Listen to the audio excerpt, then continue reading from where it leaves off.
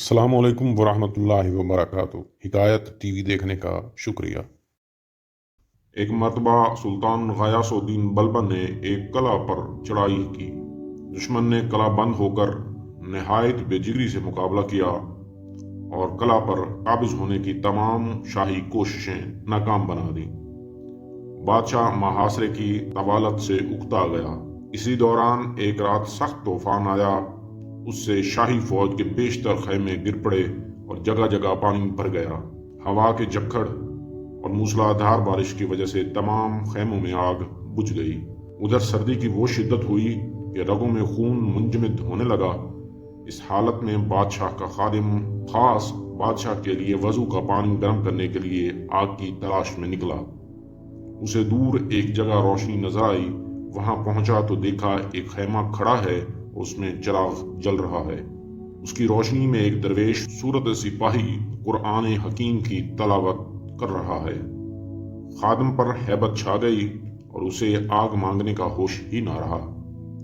درویش نے خود سرا اٹھا کر پوچھا، کیوں بھائی، آگ کی ضرورت ہے؟ خادم نے اسبات میں جواب دیا تو درویش نے کہا، جتنی آگ چاہتے ہو بے دڑک لے لو۔ خادم نے خیمے کے اندر داخل ہو کر ایک لکڑی سلگائی اور شاہی آبدار خانے میں آ کر پانی گرم کیا۔ لیکن اس واقعہ سے اس کے دل میں بڑی بے قراری پیدا ہو گئی۔ صبح کے وقت مشک لے کر پھر اس درویش کے خیمہ پر گیا۔ دیکھا تو وہ درویش خیمہ میں موجود نہ تھا۔ ادھر ادھر دیکھا تو کچھ دور ایک تالاب نظر آیا۔ وہاں وہ درویش وضو کر رہا تھا۔ خادم ایک گوشہ میں کھڑا ہو گیا۔ درویش نے فارغ ہو کر نماز فجر ادا کی اور اپنے خیمے میں آ گیا۔ خادم اب تالاب پر پہنچا تو دیکھا کہ جس جگہ درویش نے وضو کیا ہے وہاں کا پانی گرم تھا، حالانکہ سردی کی شدت سے ارد گرد کا پانی جم گیا تھا۔ خادم نے اس جگہ سے اپنی مشک میں پانی بھرا اور اس کو لے کر آبدار خانے میں آ گیا اور اپنی عقل سے معلوم کر لیا کہ یہ سب اسی درویش کی عظمت و برکت کے سبب ہوا ہے، لیکن اس راز کو دل ہی میں رکھا۔ دوسرے دن نماز فجر سے کچھ پہلے تالاب پر پہنچا اور پانی کو دیکھا کہ جمع ہوا ہے۔ وہ ایک درخت کے پیچھے چھپ کر بیٹھ گیا۔ اتنے میں وہ درویش تالاب پر آئے اور اس کے کنارے پر ایک جگہ بیٹھ گئے۔ ان کے سامنے پانی نے اس وقت جوش مارا۔ انہوں نے وضو کیا اور تشریف لے گئے۔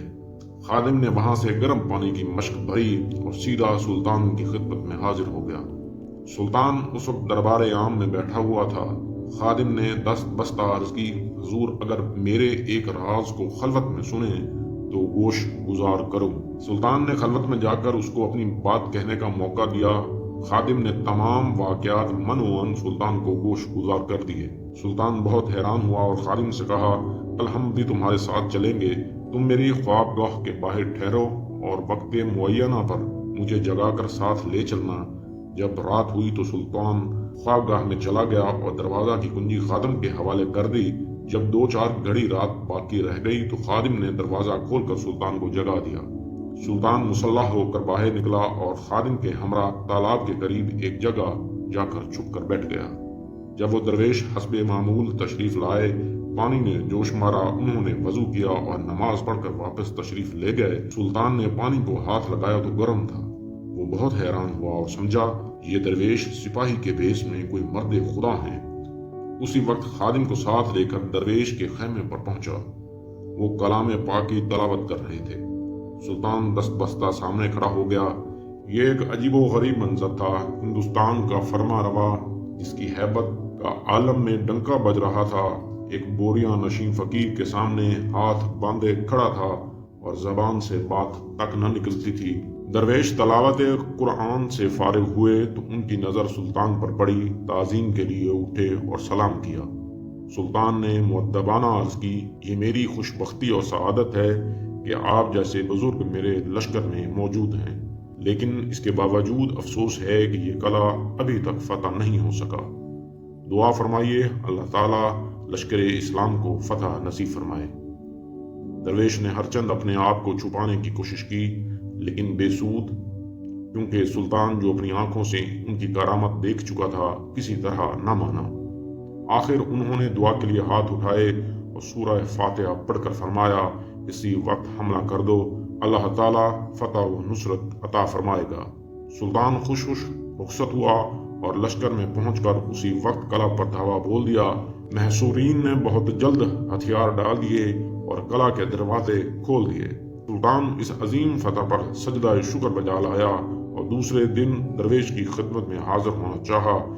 انہیں بادشاہ کے ارادے کا علم ہوا تو انہوں نے اپنا تمام مال و اسباب فقراء میں تقسیم کر دیا اور خود ایک کمبل اوڑھ کر لشکر سے چل کھڑے ہوئے۔ بادشاہ ان کے خیمے پر گیا تو اس کو خالی پایا۔ یہ درویش خواجہ شمس الدین ترک تھے۔ وہ شاہی لشکر سے نکل کر سیدھے اپنے مرشد مخدوم علاء الدین علی احمد صابر قلی علی رحمۃ اللہ علیہ کی خدمت میں پہنچے۔ وہاں سے چند دن بعد ان کو پانی پت جانے کا حکم ہوا اور انہوں نے باقی زندگی اسی شہر میں اصلاح و تبلیغ کا فریضہ انجام دیتے ہوئے گزار دی۔ اگر ویڈیو پسند آئی تو لائک، سبسکرائب اور شیئر ضرور کر دیجیے گا۔ اللہ حافظ۔